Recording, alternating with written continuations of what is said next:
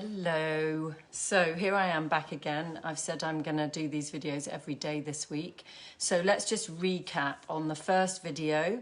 It was about talking about New Year's resolutions and can you create a kind of dream big and, you know, create a goal and make it a long-term goal rather than a short-term unrealistic goal.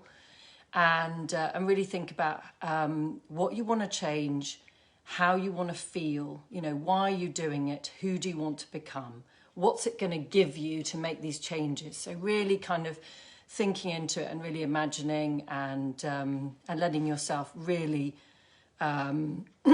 explore how you want to feel and who you want to become with these changes you want to make. So whether that's, you know, losing weight, whether it's healing your gut, whether it's having more energy, you know, whether it's getting to spend more time with your grandchildren and having more energy to do that, whether it's planning a big trip one day, who knows, you know, really allowing yourself to kind of feel into that. Okay, so that was the first video that was giving you some tips and tools on that. You can still watch it. It's available on my Facebook page. The second video yesterday was about your healthy morning routine. If you can get that start of the day right, you're more likely to succeed in, you know, reaching your goals the rest of the day. So that really is key. And what I did was really drill into this importance of hydration, because when we're chronically dehydrated, we cannot have a stable blood sugar. And we really are driven by our blood sugar because it really affects our choices in terms of what we eat and what we drink. So with a stable blood sugar, we're not in that vulnerable place of seeking out sugar and salt and those kinds of less healthy foods. Okay, so that's also available on my Facebook page. It goes in really, really deep. It's a really, really key thing, and it also focuses on this idea of not having breakfast first thing. Like I say, and like I said yesterday, it may not suit everybody, but it really allows the liver to detox if you can really push and wait to have your breakfast. So really look at that if you can. So those are the two things. So you've set your goal, you've decided what you want to change and who you're going to become as a result of that. So you've really looked at that and taken some time. You've made a plan, so you've kind of looked at not just maybe the end of the month, but maybe you've looked the next 3 months, 6 months, maybe even 12 months, and maybe even beyond. You're giving yourself a bit of an idea of how you want things to look over the next 12, maybe even 18 months or so of what you want to achieve. Maybe that's hard for you. Maybe you can only do a month ahead or something, and that's okay, because you can always get towards the end of the month as you're coming towards the end of that first goal time frame, and then think about the next one. So if you're struggling to do the long term right now, you can do it month by month or 3 months, 6 months or whatever. Okay. Then you've got your healthy morning routine. So you've accessed your hydration, you're drinking plenty of water, you are maybe having a vegetable juice or a vegetable fruit smoothie, you're having a later breakfast, brunch, or maybe you're having lunch instead. So you're following a little bit of this 16-8 possibly, but again, go back to that video. And now today, what next? Okay, so one of the points I wanted to make today is yesterday I mentioned that you need to drink a lot of water.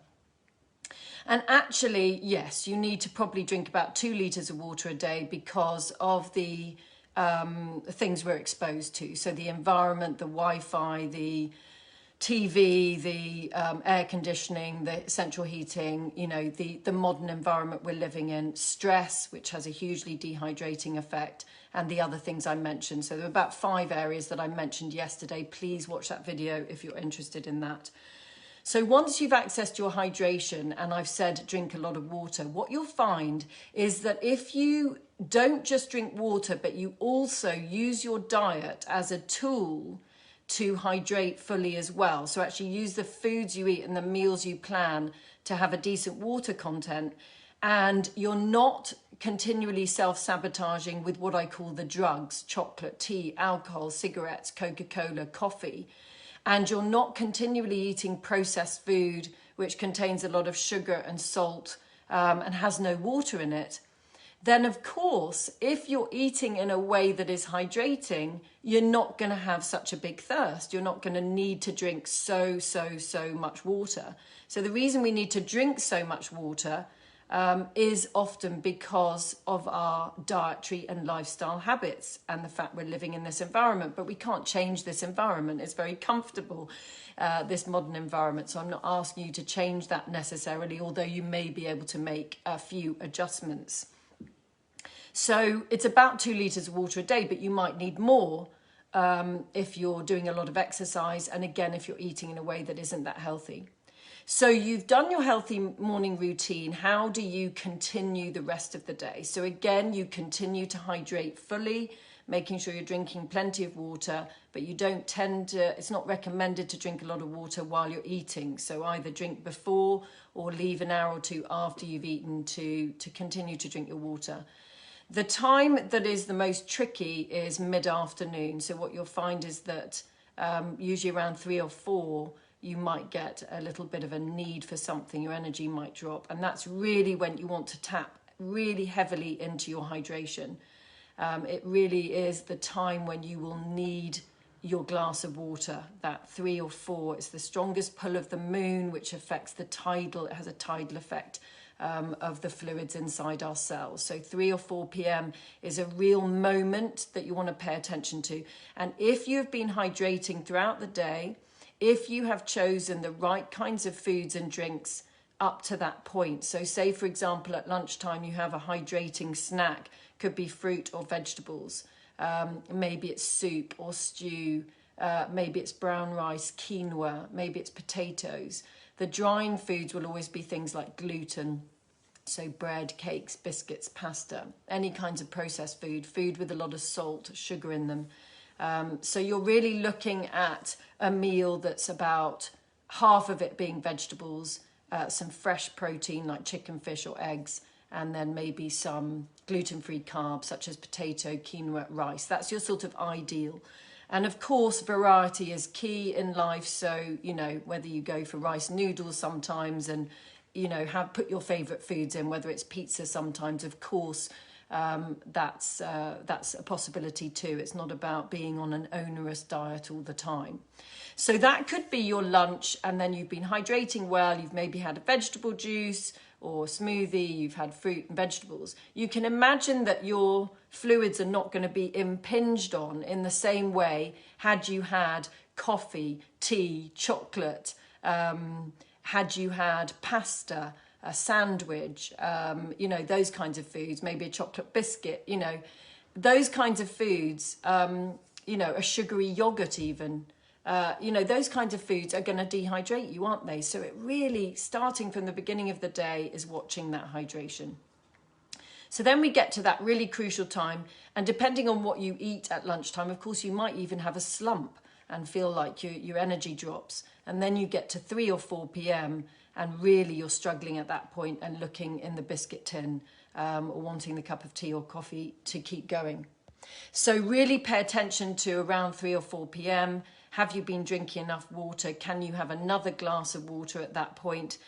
Could you, instead of having chocolate or whatnot, could you have a piece of fruit, maybe some carrots and hummus, maybe a handful of seeds and nuts? And it's going to be much easier for your body to tolerate that, and it's not going to be dehydrating. And then we continue to the evening, and around, if you can eat before it's dark, a bit tricky at this time of year. It's ideal, don't worry if you can't. So 5 to 7 p.m. is the kind of ideal time to eat. And it's absolutely optimum, but I would say pretty nigh on impossible, to save and leave 4 hours between your last meal and bedtime. But that is fantastic if you can do that. But at least 2 hours before you go to bed, you really want to give your digestive system and your liver a rest so that you can settle into a nice bedtime routine and have a restful night's sleep. That's the ideal, isn't it? So those are the key things for today. Is you've got your healthy morning routine from yesterday. You're carrying on with this hydration of your body so that you can balance your blood sugar, so that every single cell in your body can detoxify correctly, nutrients can go in, rubbish can go out. It's the most basic fundamental need of your system. And then you're watching out, you're aiming for a nice healthy lunch that's hydrating. You're then watching out for that moment between 3 and 4 when often we're getting a bit dehydrated. We've been maybe sitting at home or in the office with air conditioning, central heating. Maybe we've had a few stressful moments. So maybe we've been triggered in the day and it's creating negative emotion, which is making us feel stressed. So we really want to be mindful around the 3 or 4 p.m. slot that we really take care of ourselves in that moment. Take a break, have a glass of water, have a piece of fruit if you want, or like I say, a vegetable or something, and just take a moment, even if you can go for a walk around the block.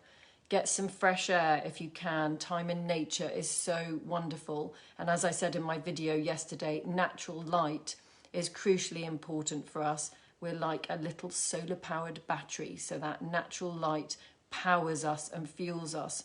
And it's something that's really missing in wintertime. So get outside. And during this lockdown, of course, we've got that 2 hours exercise, which you can split. So you might do a shorter time in the morning, you might do a bit more in the afternoon.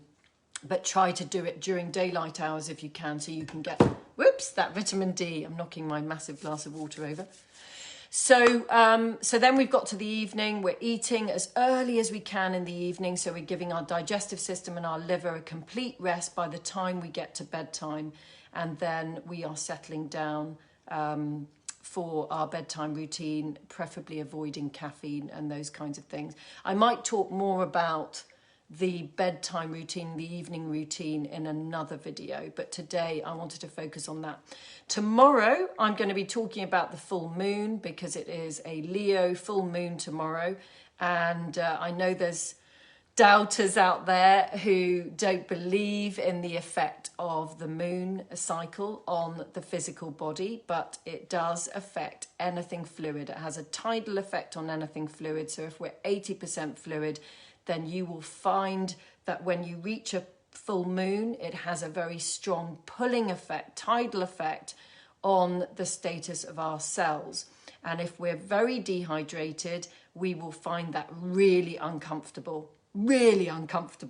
So you may be finding in the 3 days leading up to the full moon that you don't sleep as well, that maybe you feel a bit more headachy, maybe you feel a bit more restless, a bit more tired, a bit more agitated, a bit more emotional.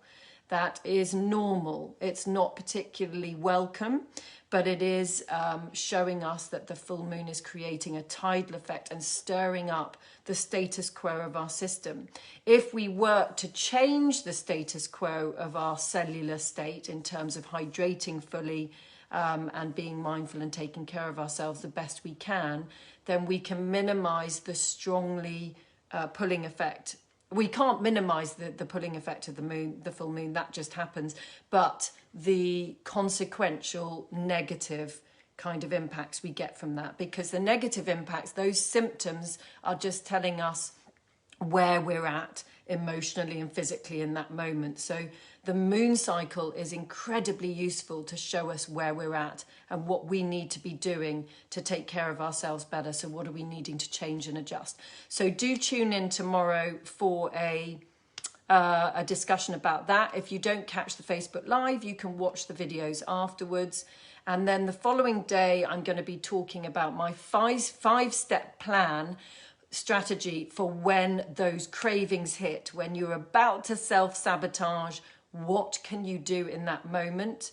And also the psychological reasons behind that, the emotional reasons, and why sometimes we need to enlist the help of a professional to help us to unearth those limiting beliefs, those negative emotions, that patterning from childhood that is causing us to continually self-sabotage, to continually sabotage creating our best life. So I will be going into that on Friday, and then we'll see if I carry on. I'm sure there's lots of subjects to discuss that I may carry on even beyond that.